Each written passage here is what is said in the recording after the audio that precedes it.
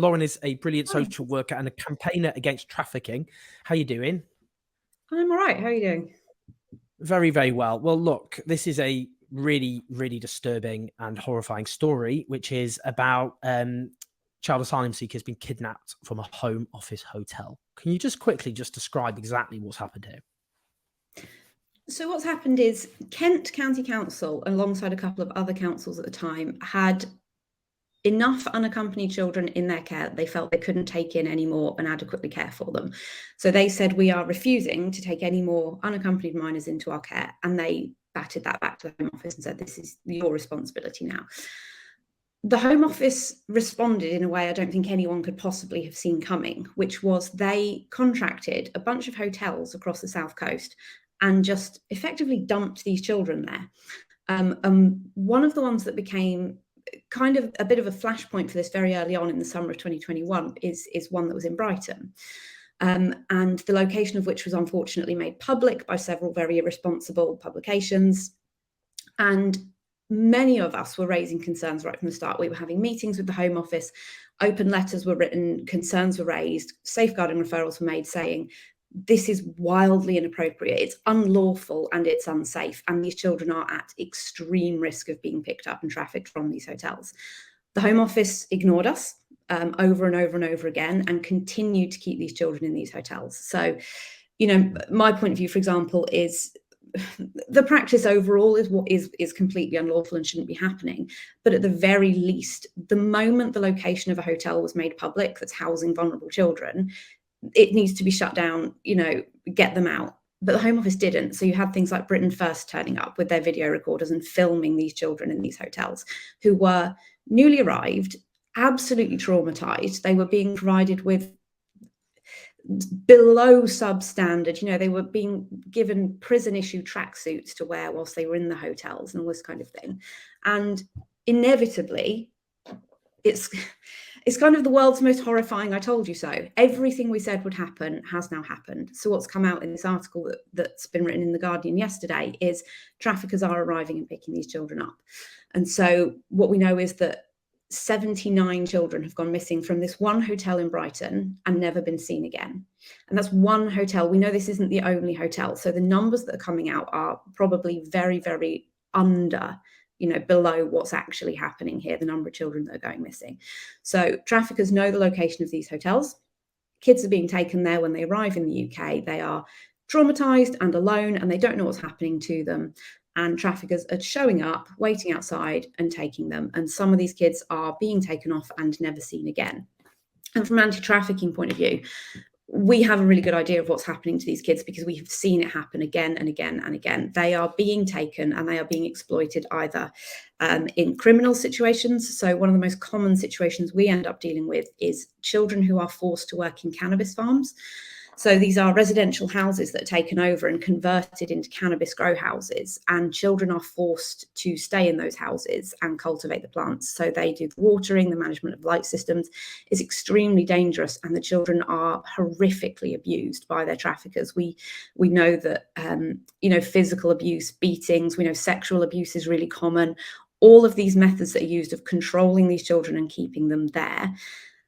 And the kind of the really shocking part for us is how often it's reported to us that the traffickers use government policy and rhetoric as a method of control.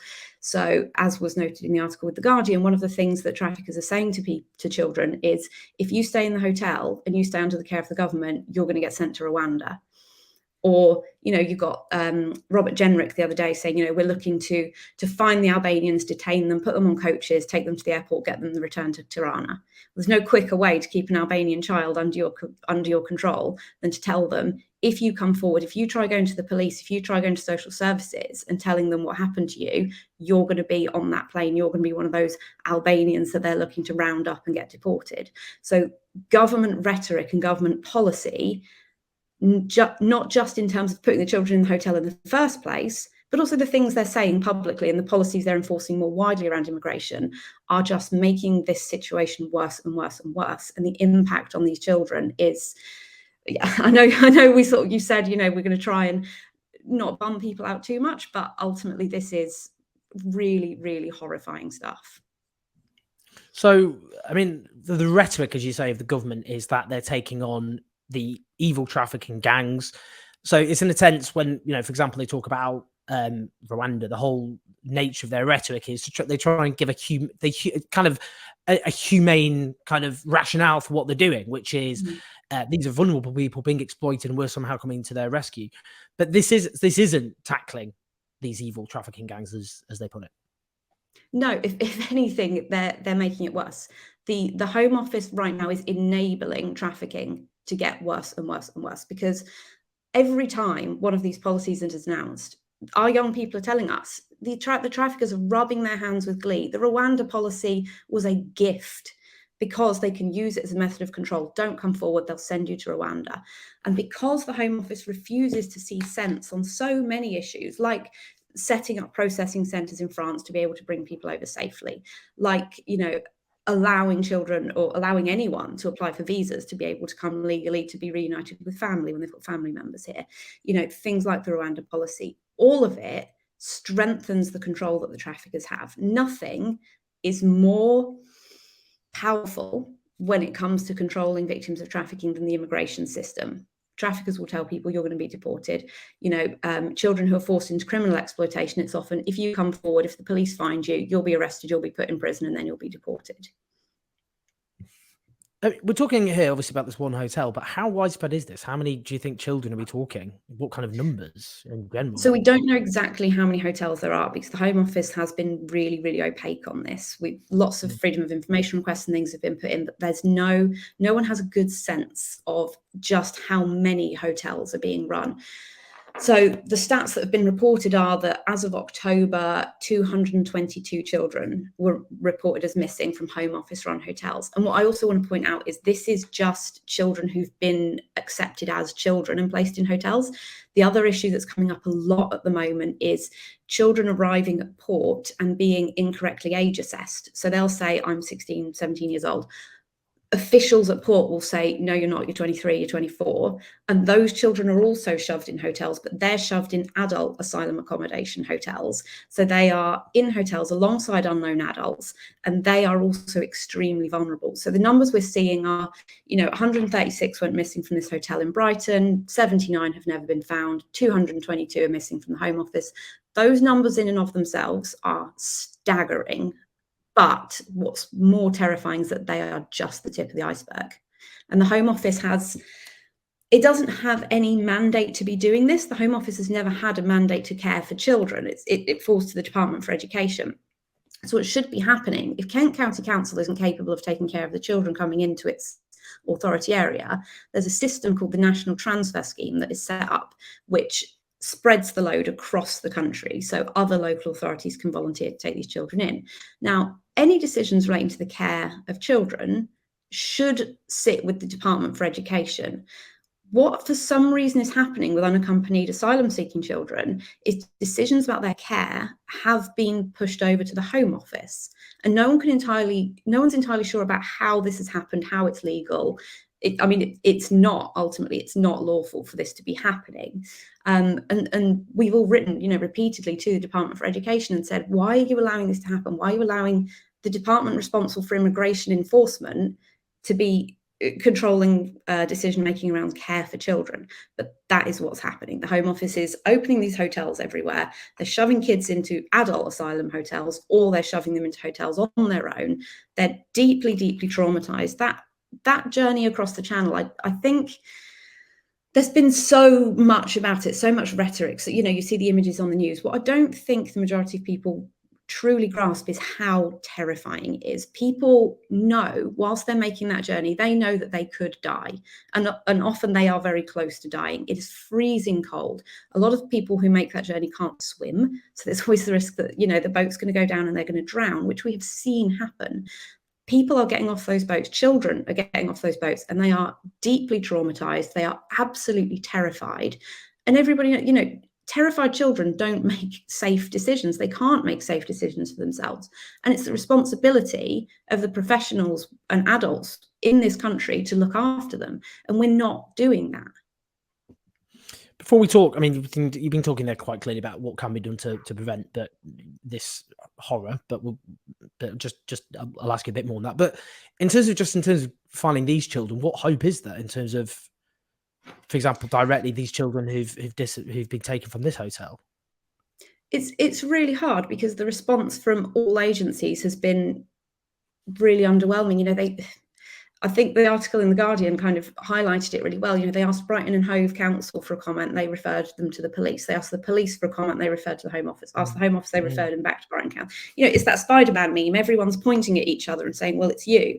So no one has taken adequate responsibility for finding these children. In my experience of these children being found, the most likely way they will be found is either, best case scenario, some of them have run away to be with their families and they will pop up, in the asylum system when they get solicitors and claim asylum, and it turns out, they'd run away to live with the family, which they never would have had to do if they had a safe way to get here. The alternative is these children will be found when they're arrested, and they will be arrested for working undocumented, again, in car washes, in restaurants, in nail bars, or they will be arrested because they're being criminally exploited. They'll be found in cannabis houses. They'll be found in cars with, thousands of pounds in cash and piles of cocaine on them.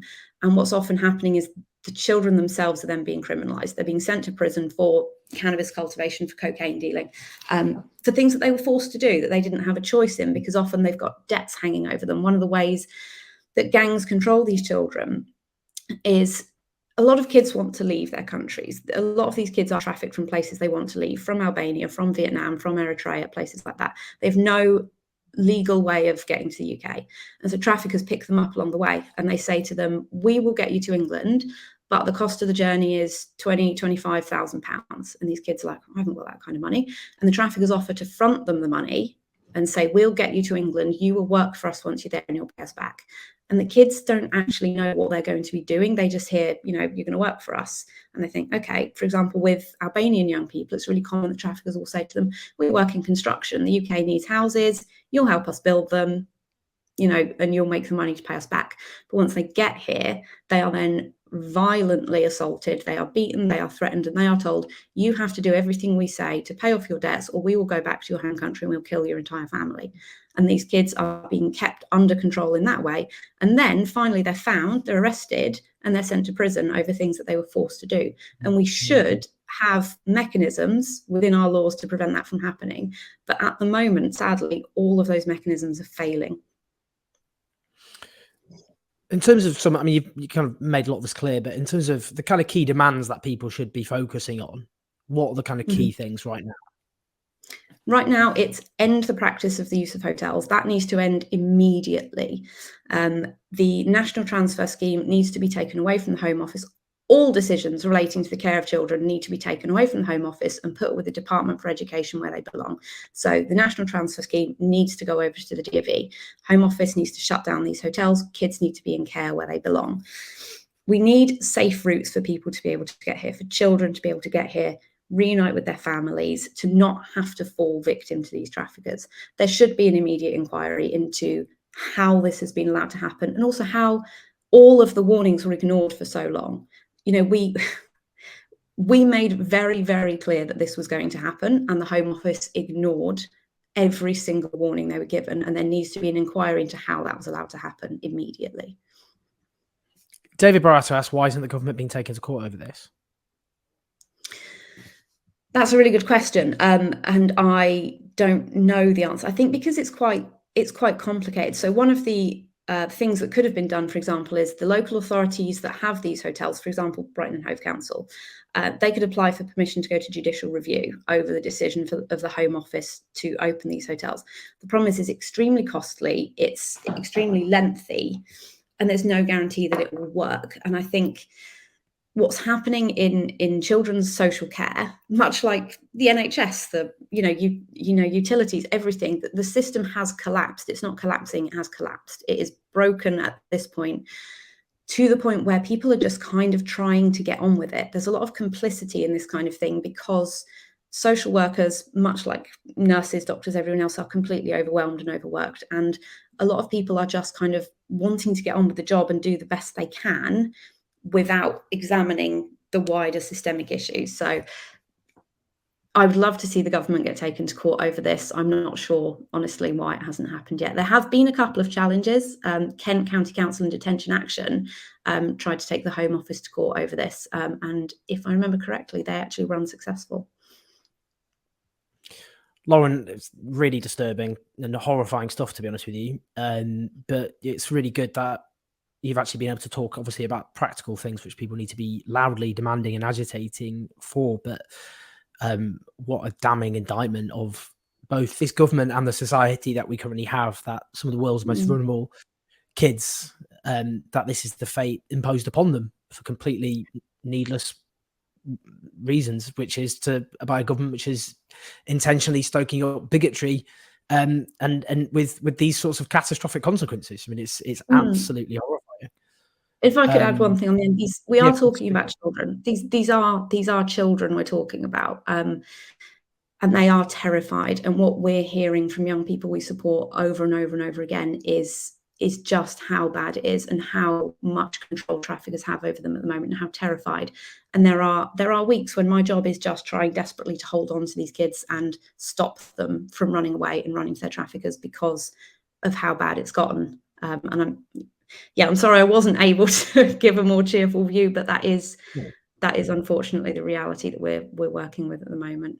I mean, what obviously incredible work that you do in frankly near impossible circumstances. But honestly, I can't thank you enough. And I can just reading the comments, people are absolutely horrified. But also, this is news to people. I think it's really important people are aware just how gruesome the current situation is about some of the most vulnerable children on earth and the way they're treated in this country, and because of government policy. It's just absolutely horrifying.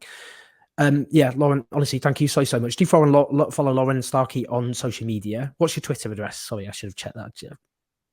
So I'm Lauren Starkey, but you can also follow the organisation I work for. It's called Love 146, and we are at Love 146 UK. Great, everyone. So Love 146 UK. Do go and follow that if you're watching or listening to this. Lauren, thanks so much again. Thanks for your incredible description of this just horrible situation, but also for talking practically about what needs to be done. So thanks so much for joining us at such short notice.